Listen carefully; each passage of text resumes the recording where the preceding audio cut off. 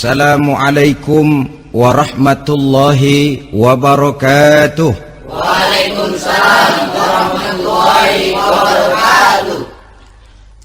Alhamdulillah wassalatu wassalamu ala sayyidina Rasulillah sayyidina wa maulana Muhammad ibn Abdullah wa ala alihi wa sahbihi wa mawalah. La haula wa la quwwata illa billah, amma ba'du. Bapak-bapak, ibu-ibu, saudara-saudara kaum muslimin rahimakumullah. Sudah menjadi keyakinan dalam kehidupan kita bahwa segala yang ada permulaannya tentu akan ada penghabisannya. Setiap yang punya awal mesti akan punya akhir. Tidak ada keabadian dalam kehidupan dunia ini. Semuanya datang dan pergi silih berganti, berubah oleh pergeseran masa dan pertukaran waktu. Demikianlah kalau kita mau merenungi kehidupan dari alam di sekitar kita. Sejak dari kehidupan tumbuh-tumbuhan, binatang, sampai kepada kehidupan kita, makhluk bernama manusia. Lihatlah kita manusia misalnya. Dimulai sejak kita terlahir ke alam ini, keluar dari alam rahim ibu, menjadi bayi yang merah tidak berdaya, untuk kemudian berangsur meningkat menjadi anak-anak. Dari kehidupan anak-anak berubah lagi kita menjadi remaja dengan segala keceriaan dan kelincahannya, dan dari masa remaja naik lagi kita memasuki usia dewasa, untuk kemudian berangsur memasuki hari tua.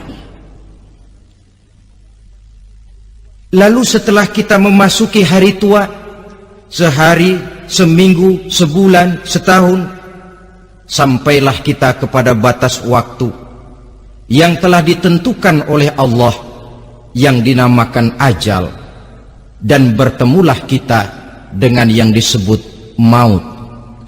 Ini merupakan kepastian dalam kehidupan. Kalau saja kita mau merenung perubahan-perubahan yang terjadi pada diri kita, seharusnya membuat kita insaf dan sadar.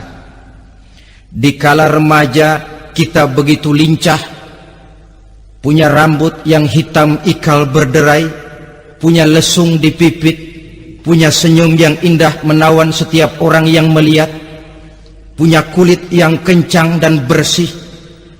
Manakala kita memasuki hari tua, perubahan frontal pun terjadi. Kulit mulai jadi keriput, rambut yang tadinya hitam ikal berderai mulai memutih, nikmat berkurang. Gigi yang tadinya utuh dan sanggup mengunyah apa saja, satu demi satu permisi meninggalkan kita.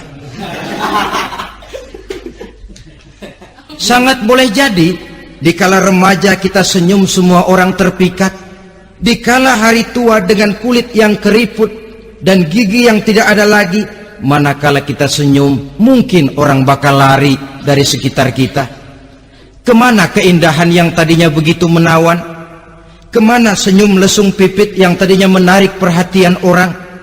Pergi meninggalkan kita, berubah oleh pergeseran masa dan pertukaran waktu. Nah, bila maut datang menjemput kita, selesailah kehidupan sampai di situ? Ternyata belum.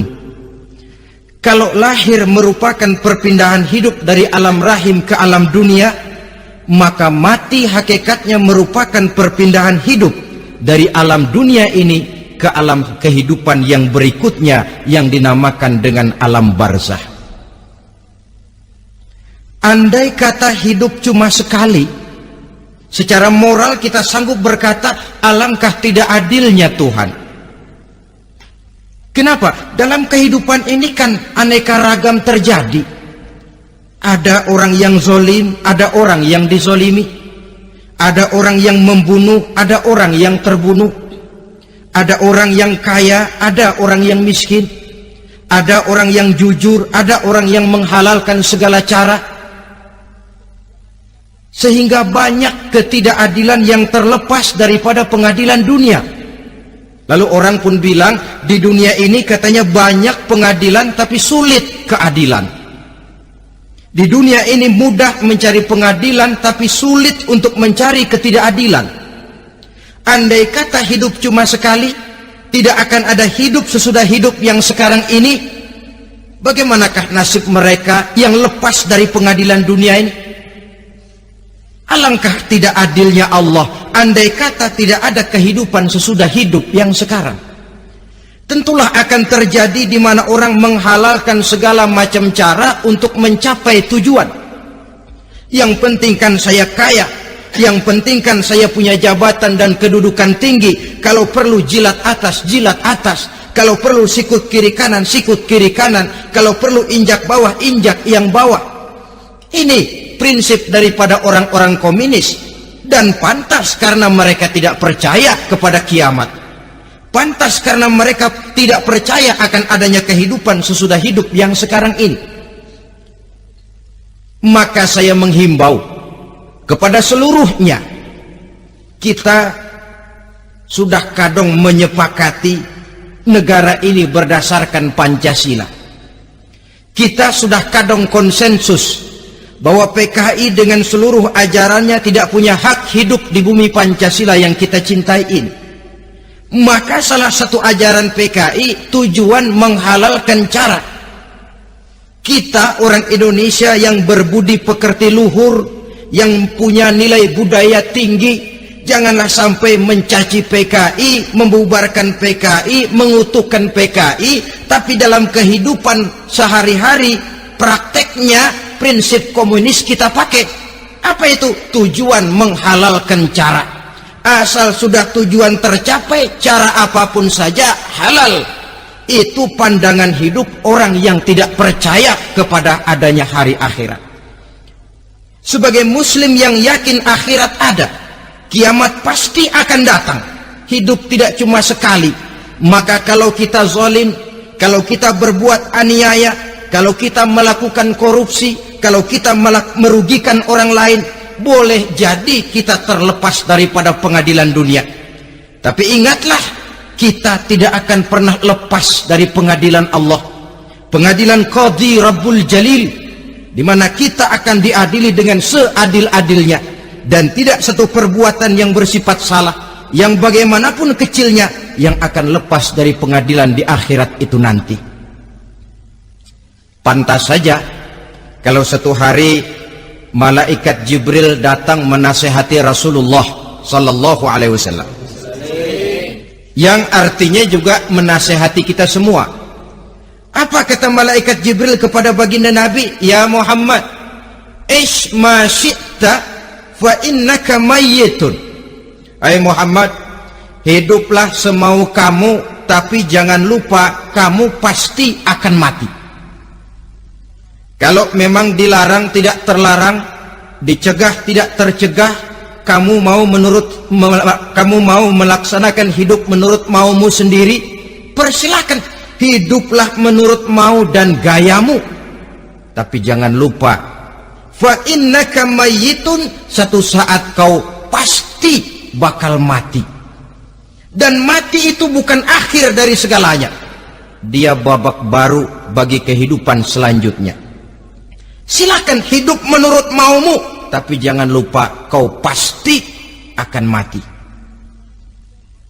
Wa'mal ma syi'ta fa innaka majziyun bih. Kerjakan apa saja yang kamu mau. Kalau kau mau menghalalkan segala macam cara, persilahkan halalkan segala macam cara. Tapi jangan lupa kau akan mendapat balasan dari seluruh amal perbuatanmu. Wa ahbib ma syi'ta fa innaka mufariquhu. Dan cintailah apa saja yang mau kau cintai. Kau cintai anak istrimu, silahkan. Kau cintai harta bendamu, tafadhal. Kau cintai tanah airmu, kau cintai pangkat dan jabatanmu, persilahkan. Tapi jangan lupa, fa innaka mufariquhu, kau pasti akan berpisah dan akan meninggalkan segala yang kau cintai itu. Apa artinya ini buat kita? Ternyata sesudah maut datang menjemput kita, ada kehidupan sesudah hidup yang sekarang ini. Ini yang mendorong kita untuk dalam kehidupan di dunia ini tidak melakukan prinsip saenake dewe, semaunya sendiri saja, asal perut kenyang, asal pangkat tinggi, asal harta dapat. Masa bodoh dengan merugikan orang lain, masa bodoh dengan menipu orang lain. Iku jenenge saenake dewe. Muslim tidak diajarkan. Ingat manusia, setelah kau mati, setelah kiamat datang, kau akan dibangkitkan, kau akan dimintakan pertanggungan jawab tentang kehidupan yang sekarang ini. Saudara hadirin, oleh sebab itu kalau kita bicara soal kiamat, soal akhirat, ini memang masalah yang gaib, yang sepenuhnya tidak bisa dicernakan dengan kemampuan penalaran intelektual. Dasar di dalam membicarakan ini tidak lain adalah iman kita kepada Allah Subhanahu wa ta'ala. Bukan cuma zaman sekarang, dari zamannya Nabi. Orang itu kalau sudah bicara kiamat, bicara akhirat, ada yang ragu-ragu, ada yang menolak sama sekali. Bukan dari zaman sekarang, dari zaman dulu. Pernah kok satu saat Rasulullah itu dakwah menceritakan, saudara-saudara, akan terjadi kiamat di mana Allah akan membangkitkan manusia dari kuburnya untuk memintakan pertanggungan jawab. Ini dalam dakwahnya Nabi pidato macam itu. Apa reaksi orang? Yang beriman ya mantap, tapi yang tidak beriman, bajingan-bajingan Quraisy ini, mereka bertepuk tangan, mengejek, mencaci. Malahan ini yang luar biasa, ada dua orang kafir namanya Ubay bin Ka'ab dan Al-As bin Wa'il. Mendengar pidato macam ini, mereka buru-buru pulang ke rumah. Ngapain? Ngambil pacul.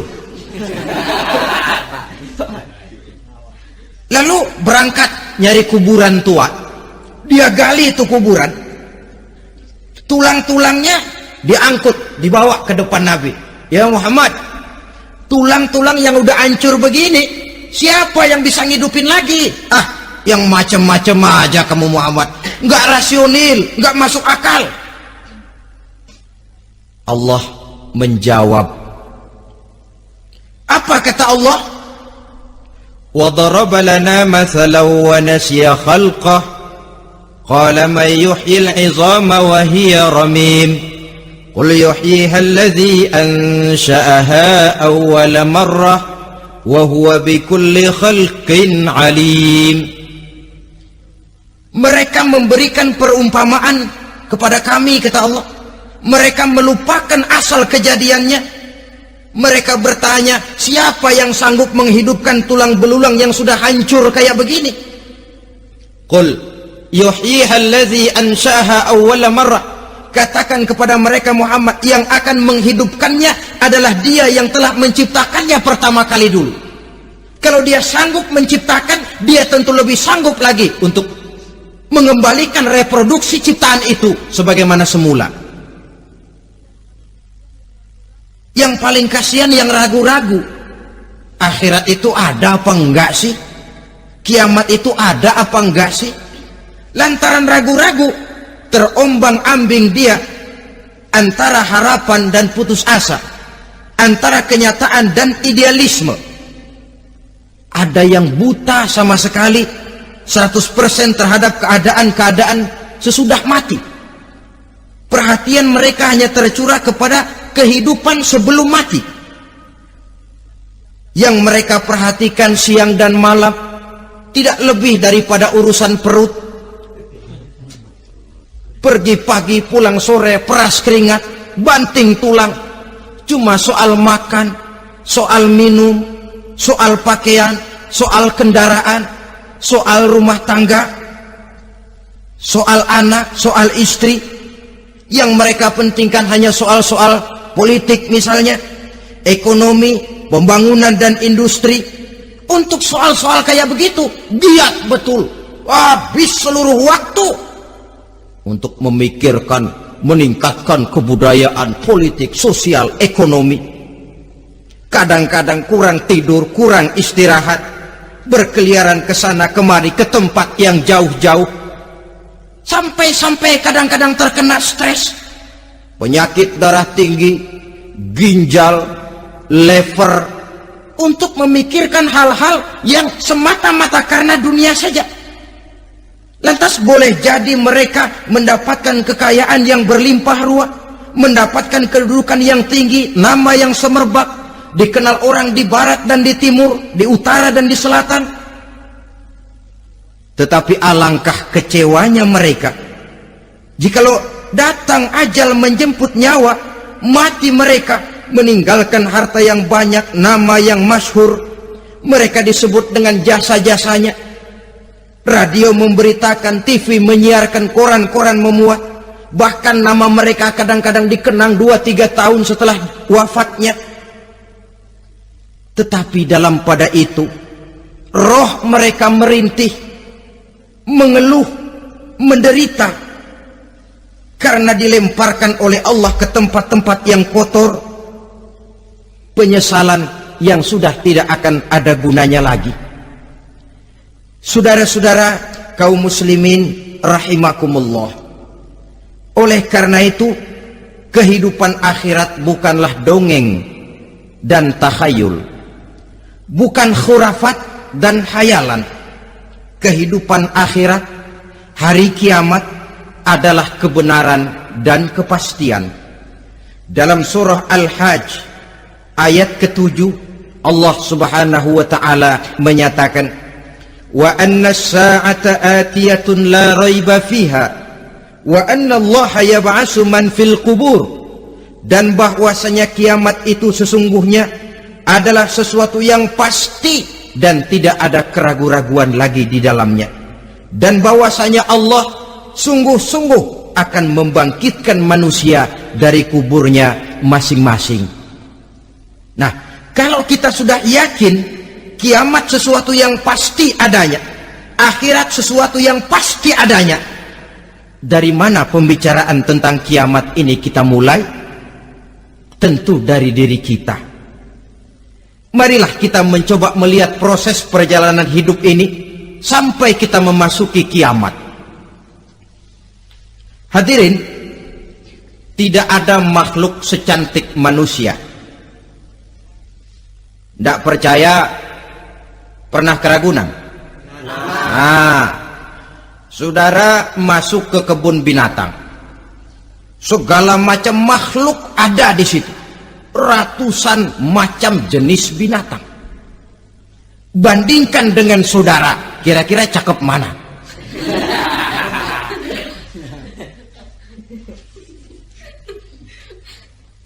Dari seluruh makhluk yang diciptakan Allah itu, manusia fi ahsani taqwim, dalam bentuk yang paling sempurna, sejak susunan biologis sampai kemampuan berpikir. Biologis kita ya Allah, diciptakan kita begini rupa, diberikan 2 kaki untuk berjalan, 2 tangan untuk bekerja, diberikan 2 mata, dua-duanya di depan. Pernah saudara mikir kalau mata kita yang satu di depan, yang satu di belakang? Ah, rasanya nggak laku kacamata itu.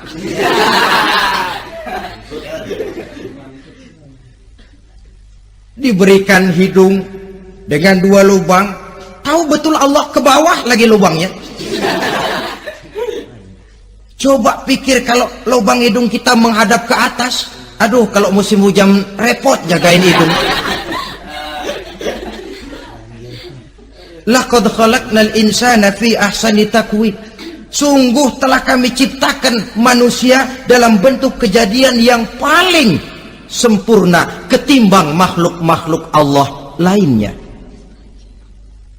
Nah, kesempurnaan manusia ini oleh karena hidupnya terdiri dari 2 unsur pokok. Pertama unsur jasmani dan kedua unsur rohani, jasad dan roh. Jasad yang terlihat sekarang ini, potongan saudara yang ngejedok di depan saya ini jasad saudara. Ini yang berasal dari saripati makanan yang dimakan oleh bapak ibu kita. Lalu hasil kerjasama yang baik antara ibu dengan bapak, terwujudlah kita.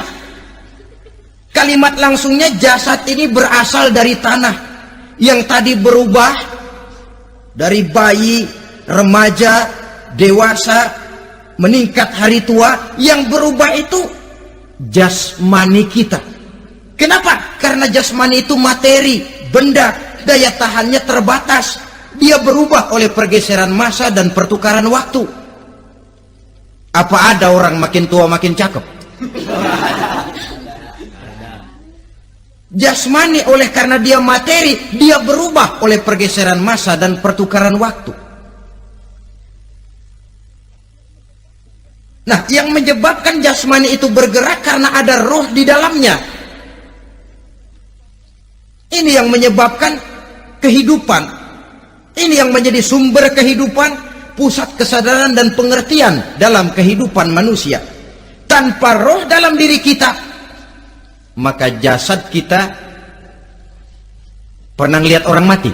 Nah, itu kalau orang mati, coba perhatikan. Apanya yang kurang? Kupingnya masih ada, tapi sudah tidak sanggup mendengar. Matanya masih lengkap, tapi tidak mampu melihat. Jangankan melihat, terbuka saja tidak. Mulutnya masih ada, tapi sudah tidak bicara lagi. Telinganya cukup, tapi sudah tidak sanggup mendengar. Kakinya lengkap, tapi tidak mampu lagi berjalan. Apa penyebabnya itu? Ternyata jasmani kita, jasad ini, manakala sudah ditinggalkan oleh roh, dia tidak akan bisa berdaya apa-apa, tidak mampu berjalan, tidak pula berbuat, tidak pula bekerja apapun saja. Saudara-saudara, dua-duanya punya kebutuhan. Jasmani ada kebutuhannya, rohani pun ada kebutuhannya. Jasmani yang jelas perlu makan, perlu minum, perlu tidur, perlu pakaian, dan sebagainya. Nah, apabila saat berpisah datang, ajal sampai, berpisahlah roh dan jasad. Dan itulah yang dinamakan dengan maut. Jadi, apa sih mati itu? Mati adalah berpisahnya roh dengan jasad. Sebab itu Islam sangat menganjurkan kita untuk banyak-banyak mengingat mati. Bagaimana caranya mengingat mati? Pertama, mati itu kan pasti. Kira-kira yang hadir di sini ada yang nggak mati nggak kira-kira? Semuanya bakal mati kan? Berani? Berani. Sekarang mau? Saudara, sebenarnya kalau kita merenung lebih jauh, orang itu tidak perlu takut mati. Walaupun tidak boleh terlalu berani menghadapi mati. Karena bagaimanapun takutnya kita kepada mati, toh dia pasti datang. Bagaimanapun beraninya kita mati, kalau belum ajal, ya tidak mati juga.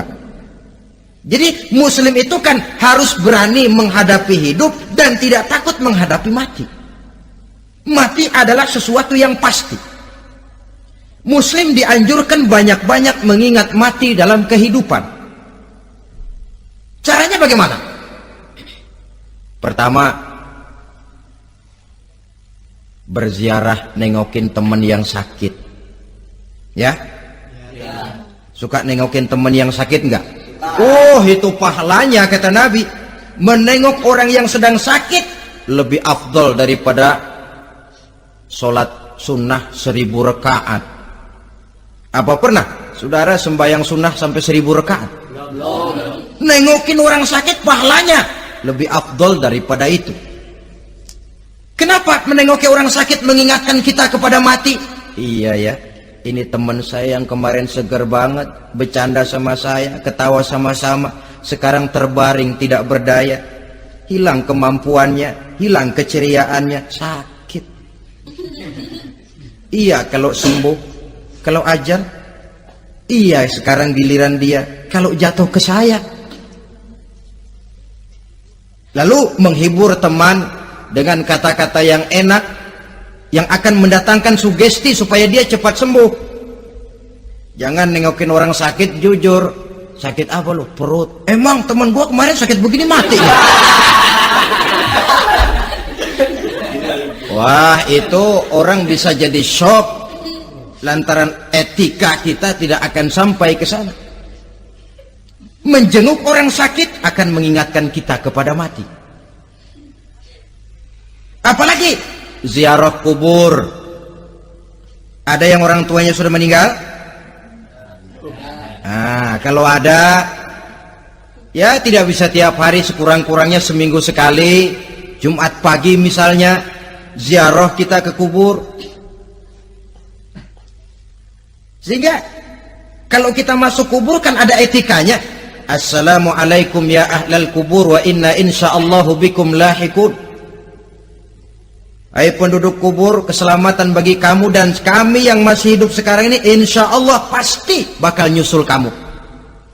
Iya, yang kemarin gagah benar sekarang terbaring tanpa daya. Ini unggukan kuburannya. Yang kemarin ada sekarang sudah tidak ada. Kemana dia? Kami satu saat pasti akan begini. Ingat mati. Lalu apalagi yang bisa membuat kita ingat kepada mati? Mengawal jenazah. Bukankah sangat dianjurkan oleh agama?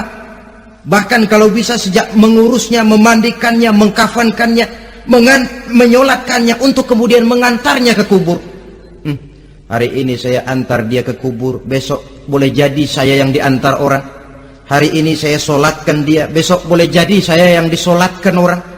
Hari ini saya masukkan dia ke liang lahat, besok mungkin giliran saya dimasukkan orang ke liang lahat. Ingat mati, tumbuh kesadaran. Lalu daya positifnya dalam kehidupan apa? Nah, saudara-saudara hadirin, orang yang mengingat mati bukan lantas menjadi lemah dalam kehidupan, menjadi putus asa, sedikit semangat, terbentur kesulitan, mudah frustasi.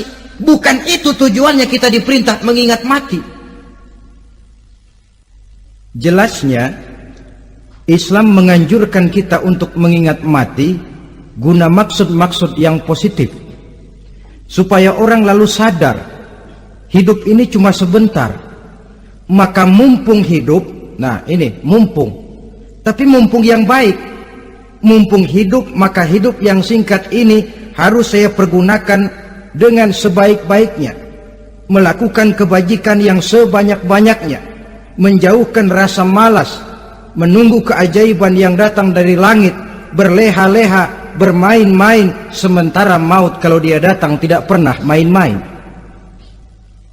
Pantas kalau seorang penyair bernama Syauqi memesankan, tazawwad bittaqwa fa innaka la tadri idza hanna al-lailu hal ta'ishu ila al-fajri, kam min sahihin mata min ghairi illatin wa kam min alilin 'asha hinan min ad-dahri.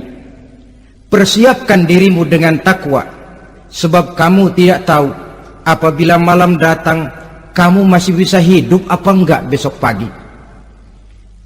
Apa ada jaminan saudara yang kumpul di depan saya malam ini besok masih bisa hidup?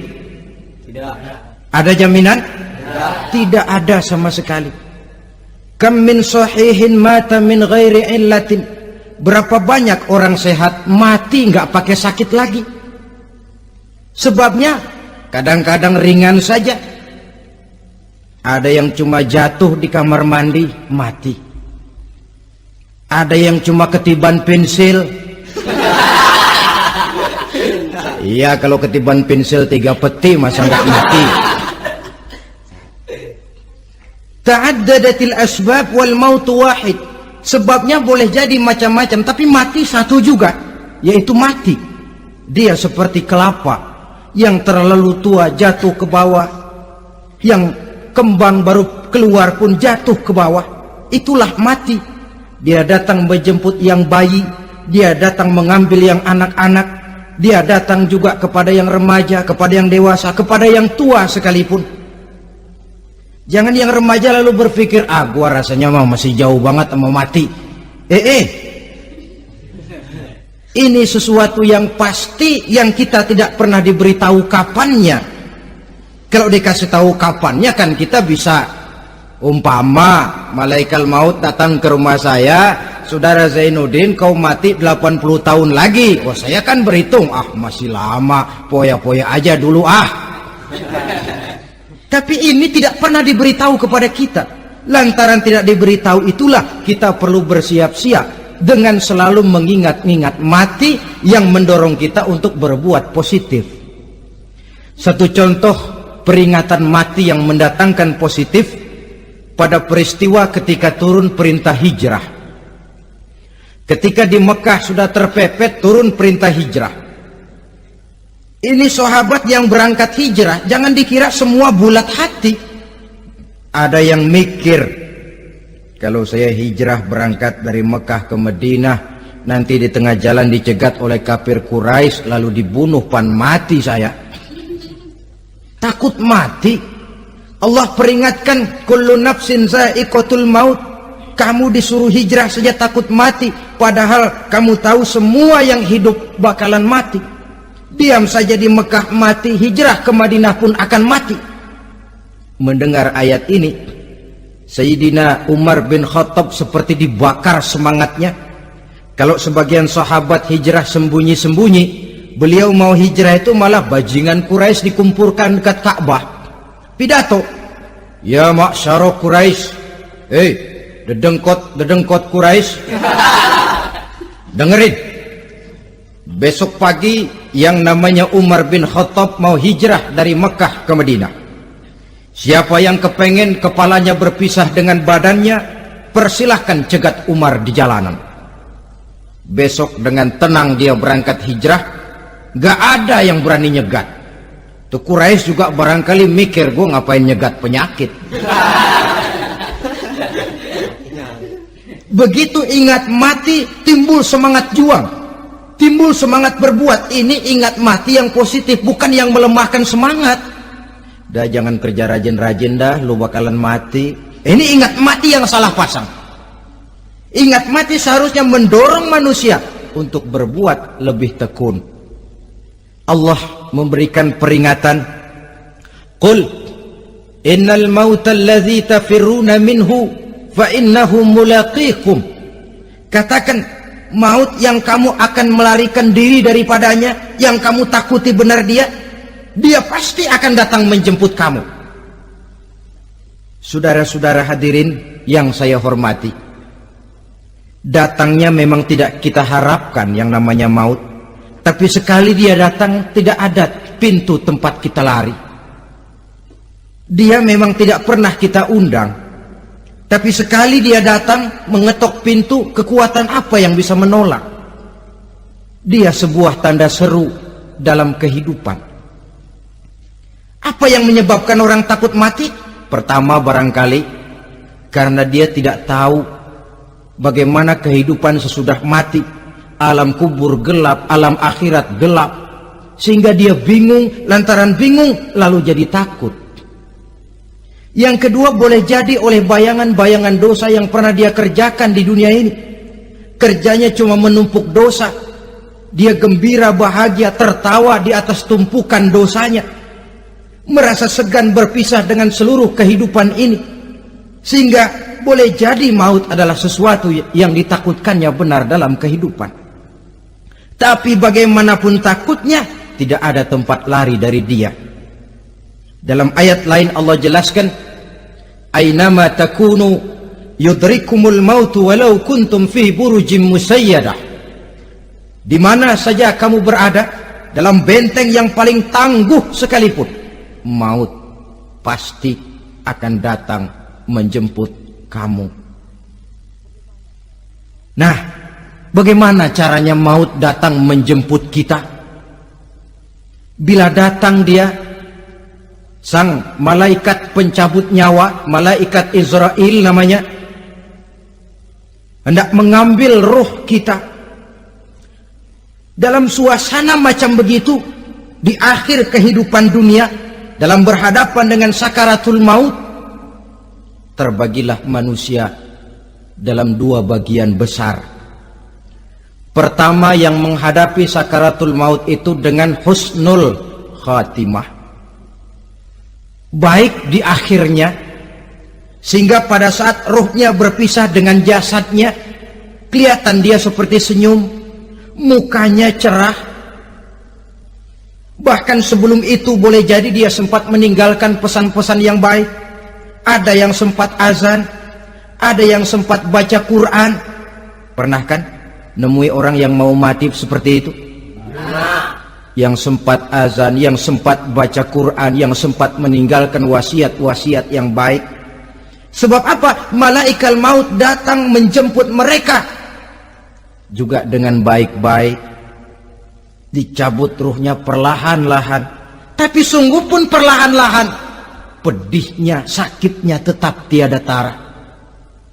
Rasulullah Sallallahu Alaihi Wasallam, dikala beliau hendak berhadapan dengan sakaratul maut, diceritakan mencelupkan tangannya ke dalam gelas berisi air, lalu mengusapkannya ke muka beliau seraya berdoa, "Ya Allah, mudahkan saya dalam menghadapi sekarat ini." Beliau juga yang mengatakan bahwa sakitnya sakaratul maut sama dengan 300 kali bacokan pedang. Sehingga kita diajarkan doa. Di antara doa selamat itu kan ada Allahumma hawwin alaina fi sakaratil, ya Allah, mudahkan saya di dalam menghadapi sakaratul maut itu. Ketika ruh ini keluar dari jasad, mata masih mengikuti ruh itu.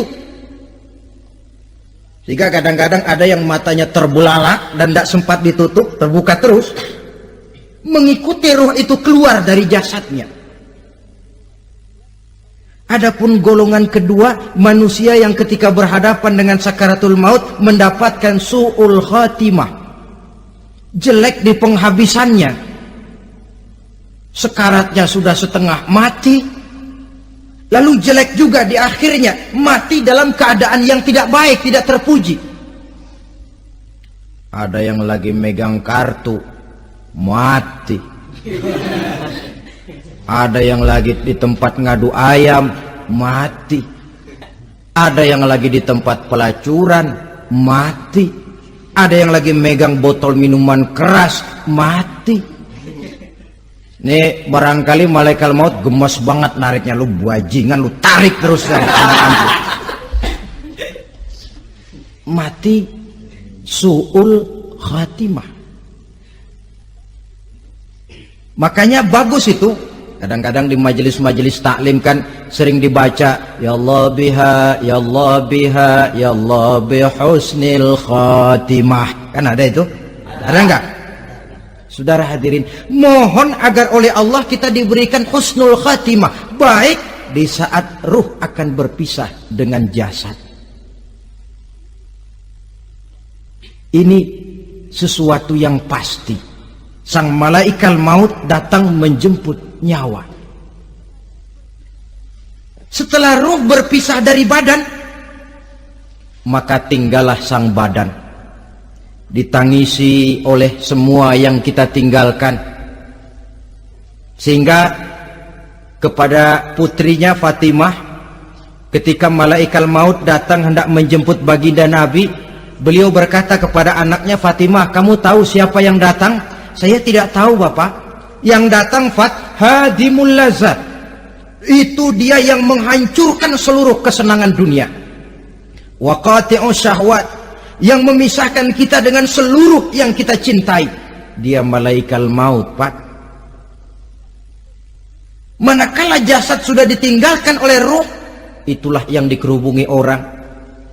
Anak menangis, istri menangis, orang tua bersedih, teman-teman merasa kehilangan, menangisi jasad. Diuruslah jasad kita, dimandikan sebagaimana mestinya, dikafankan dengan kain putih 3 lembar, itu yang hendak kita bawa kembali ke tempat asal kita. Pakaian sutra, jas yang mereknya Switzerland wool, kain yang Samarinda, sepatu yang Belly atau Beltoni, jam tangan yang Rolex, kendaraan yang serba mewah. Tidak ada yang menyertai kita. Kain putih 3 lembar itu saja lagi. Demi setelah dikafankan, dibujurkan kita menghadap ke arah kiblat, orang banyak pun datang menyolatkan kita dengan 4 takbir, diiringi dengan doa. Lalu upacara pelepasan, berangkat kita meninggalkan anak, istri, suami, kampung halaman, tanah air, bahkan alam dunia ini. Selamat tinggal alam dan seluruh isinya. Tinggallah yang tinggal. Saya akan kembali ke tempat asal dari mana saya datang, untuk kembali mempertanggungjawabkan seluruh perbuatan saya dalam kehidupan ini. Manakala upacara pelepasan selesailah sudah, dimasukkan kita ke keranda jenazah, digotong orang, bismillah wa ala millati rasulillah, dibawa ke tempat peristirahatan terakhir katanya. Padahal dulu kalau mau kita istirahat, ke villa lah kita, ke Bali lah kita, ke Hong Kong lah kita, ke tempat-tempat tamasya yang indah. Oh, rupanya akan sampai juga perjalanan menuju tempat peristirahatan terakhir yang luasnya tidak akan lebih dari 2 kali 1 meter. Diusung orang kita, diantarkan orang banyak. Manakala sampai ke atas liang lahat, pengusung jenazah dibuka, diturunkan kita ke liang lahat, dibaringkan. Gumpalan tanah akan jadi bantal kita, muka dibuka, dihadapkan ke arah kiblat. Setelah itu ditutup liang lahat kita dengan kayu. Masih belum kurang, diuruk dengan tanah. Yang menguruk orang-orang yang tadinya mencintai kita, menyayangi kita. Tapi ketika jasad sudah ditinggalkan ruh, habis rupanya cintanya. Coba jasad kalau sudah ditinggalkan ruh, 3 hari aja di rumah, serem. Ya mayit, siapa yang betah nemenin mayit? Lalu bila upacara pemakaman selesai, maka berusahalah semuanya. Para pengantar akan kembali ke rumahnya masing-masing. Maka masuk kita ke alam kehidupan, yaitu yang disebut alam barzakh atau alam kubur. Apa selesai hidup sampai di situ? Tidak. Hanya beberapa langkah setelah yang mengantar kita pulang.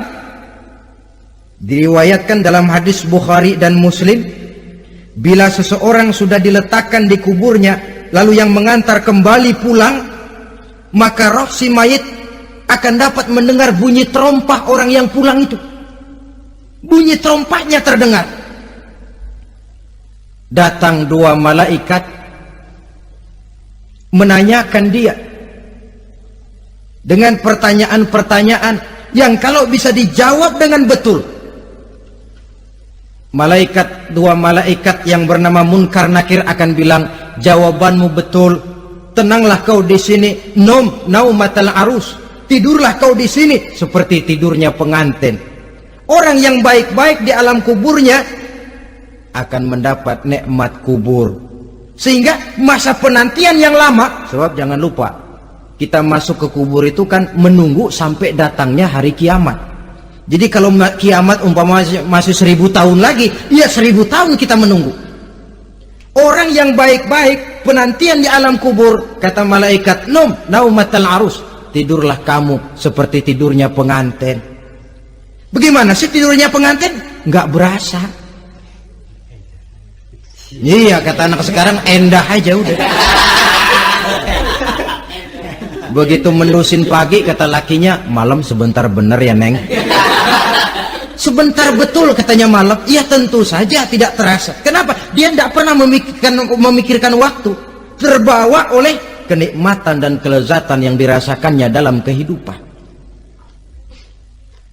Tapi orang kafir, orang yang dosanya bertumpuk, tidak sanggup menjawab pertanyaan dua orang malaikat, maka dia akan mendapat azab di alam kuburnya terus menerus siang dan malam sampai datangnya hari kiamat. Ibarat maling ayam ketangkep, belum masuk pengadilan udah digebugin duluan. Kan begitu kan? Ada maling ayam nggak di sini? Nah, itu yang nyaut tadi pengalaman itu. Di sidang belum divonis, belum digebukin babak belur. Saudara hadirin, maka alam kubur bisa merupakan raudhatun min riyadil jannah, taman di antara taman-taman surga, pun juga bisa merupakan hufratun min hufarin niran, menjadi liang daripada neraka. Ada lagi riwayat yang dari Imam Muslim yang diperoleh dari Zaid bin Sabit. Zaid bin Sabit cerita, satu hari kami bersama Rasulullah SAW berada dalam kebun kepunyaan Bani Najjar. Rasulullah sedang duduk di atas keledai. Tiba-tiba entah bagaimana itu keledai terkejut, kaget, berontak, hampir Rasulullah jatuh. Rasulullah kemudian bertanya, rupanya di kebun itu ada kuburan tua, 5 atau 4 kuburan. Rasulullah lalu bertanya, saudara-saudara ada yang tahu nggak ini kuburan siapa? Nggak ada ya Rasulullah. Memang kenapa? Ini penghuni kuburnya lagi disiksa oleh Allah. Andai kata boleh saya mohon kepada Allah supaya kamu dengar seperti yang saya dengar, andai kata saja kamu kuat mendengarnya, saya pasti akan berdoa. Tapi sayang, saya yakin kamu pasti tidak akan kuat mendengar mereka mendapat azab di kuburnya. Hadis sahih riwayat Imam Muslim dari Zaid bin Sabit. Kehidupan di alam barzah. Pak, iya kalau yang matinya dikuburin. Lah kalau yang matinya diceburin ke laut, dibakar, di medan perang hilang gak ketahuan kemana jenazahnya. Saudara, hilang kek, dikubur kek, di dalam lautan direndam kek, itu kan cuma logika kita. Menurut Allah tidak ada perbedaan orang mati dikubur di dasar lautan atau dibakar sampai jadi abu atau gugur di medan perang tidak ketemu jenazahnya. Entah mereka tetap masuk ke alam barzah namanya. Jasad boleh hancur, tapi roh sebagai sumber kehidupan, pusat kesadaran dan pengertian, dia tetap ada, mengalami kebahagiaan dan kegembiraan atau mengalami kepedihan dan penderitaan, bergantung kepada amalan yang kita lakukan dalam kehidupan di dunia ini. Maka dalam Yasin tadi kan jelas, qul yuhyiha alladzi ansha'aha awwala marrah, yang menghidupkan mereka yang dikubur di dasar lautan, mereka yang dibakar sampai jadi abu, yang akan menghidupkan ialah Allah yang menciptakan mereka dulu pertama kalinya. Jadi kalau sudah ada aslinya, ya tentu tidak perlu contoh lagi, akan sangat mudah membuatnya. Orang tua kita, keluarga kita yang sudah berpulang, mereka di alam barzah sekarang ini bisa mendapat nikmat kubur, bisa mendapat azab kubur, bergantung amalan mereka dalam kehidupan di dunia ini. Dalam Musnad Imam Ahmad dan Sahih Abi Hatim malah ada tambahan riwayat, orang yang banyak kebajikannya di dunia, amalannya akan datang menemani dia. Sholatnya dekat kepalanya, puasa sebelah kanan, zakat sebelah kiri, menghibur dia. Malahan dikatakan berbentuk orang yang cantik menemani dia di alam kuburnya. Aneh, dia tanya, man anta lam ara fid dunya ajmal minka. Siapa kamu? Di dunia ini belum pernah saya melihat orang secantik kamu. Dia jawab, ana amaluka soleh. Saya adalah amalmu yang soleh yang kau kerjakan waktu di dunia. Saya sekarang diperintahkan untuk menemani kamu di sini. Alhamdulillah. Sedangkan amalnya yang jahat akan datang dalam bentuk yang menyeramkan menemani dia di sana. Bayangin deh, di kuburan ditemenin yang serem-serem. Sama juga di dunia. Di dunia, kalau kita di tempat gelap ditemenin orang cakep, enak nggak? Wah, pengalaman. Tapi coba bayangin, sudah tempatnya gelap, yang nemenin jelek nggak ketulungan, gerah kita. Nah, saudara hadirin yang saya hormati, lalu bagaimana tempat arwah-arwah yang sudah kembali menghadap Allah yang disebut mustaqarrul arwah itu? Macam-macam tingkatannya sesuai dengan profesi dan amalannya waktu di dunia.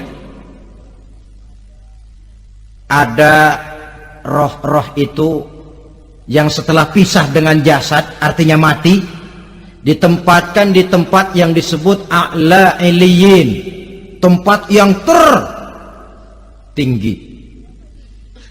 Siapa ini? Arwahnya para nabi dan para rasul. Ini fi a'la iliyin, di tempat yang tertinggi. Arwahnya para nabi, arwahnya para rasul. Dan karena kita bukan nabi, bukan rasul, ya jangan mimpi dapat tempat fi a'la iliyin, kecuali kalau Allah menghendaki. Itu hak prerogatif Allah, tapi kan tidak adil kalau Allah melakukan itu. Ini kelompok roh-roh yang masuk golongan VIP. Wah, the first class. Para nabi, para rasul. Lalu ada pula roh-roh itu yang setelah pisah dengan jasadnya diumpamakan seperti burung-burung hijau yang berterbangan di perkebun-kebunan surga. Roh siapa mereka ini? Rohnya para syuhada, orang-orang yang mati syahid gugur membela agama. Nah, ini bedanya orang mati syahid dengan pahlawan, ya. Apa bedanya syuhada dengan pahlawan? Kalau syuhada, orang yang gugur membela agama, niatnya karena Allah, mati syahid. Kalau pahlawan, orang yang gugur membela negara, orang yang dianggap berjasa kepada pemerintah. Klimaksnya, kalau orang mati syahid jelas surga, tapi pahlawan belum tentu surga. Kenapa? Bergantung kepada negara macam apa yang dibelanya dan pemerintah model mana yang dibelanya. Di negara-negara komunis misalnya, banyak nggak pahlawan? Banyak. Dengan sekian tanda jasa yang mati di medan perang dan sebagainya. Kira-kira pahlawan komunis masuk surga nggak? Ya, kalau pahlawan komunis masuk surga, kita nggak kebagian kapling di surga barangkali. Inilah bedanya pahlawan dengan orang mati syahid. Kemudian ada pula roh itu yang tertahan di pintu surga. Tertahan di pintu surga. Ini seperti tadi, orang yang mati syahid tapi masih ada kaitan di dunia. Rasulullah pernah ditanya orang, ya Rasul, kalau saya maju ke medan perang bela agama, mati syahid, apa saya masuk surga? Iya, masuk surga. Kecuali kata Nabi, kalau masih punya utang. Nah, tertahan di pintu surga. Ada pula roh itu yang tertahan di alam kuburnya. Ini umumnya seperti tadi itu. Ada mempunyai dosa, mempunyai kesalahan, sehingga merasakan azab kubur. Ada juga roh itu yang tertahan di permukaan bumi. Mereka yang dalam hidup selalu menumpuk dosa-dosa yang besar, meninggal sebelum keburu untuk bertaubat. Saudara hadirin yang saya hormati, inilah yang kita khawatirkan. Sebab jikalau pada saat roh sudah datang, jikalau saatnya roh datang berpisah dengan jasad, menemukan sakaratul maut, saat itu taubat sudah tidak akan ada gunanya lagi. Masuk ke alam kubur, mendapat azab kubur sampai datangnya hari kiamat. Berapa lama di alam kubur ini? Menunggulah kita sampai datang saatnya kiamat. Nah, saudara-saudara, apa tanda-tanda hari kiamat? Kapan dia akan datang? Bagaimana hal ihwal manusia pada saat terjadi kiamat? Bagaimana alam ini? Bagaimana perhitungan di padang mahsyar? Insya Allah akan saya ungkapkan pada bagian kedua dari ceramah ini. Insya Allah kita akan lanjutkan pembicaraan ini sampai kepada terminal paling akhir, surga dan neraka. Inilah saja pertemuan kita pada kesempatan kali ini. Terima kasih banyak atas segala perhatian. Mohon maaf atas segala kekurangan. Wabillahi taufiq wal hidayah. Wassalamualaikum warahmatullahi wabarakatuh. Waalaikumsalam warahmatullahi wabarakatuh.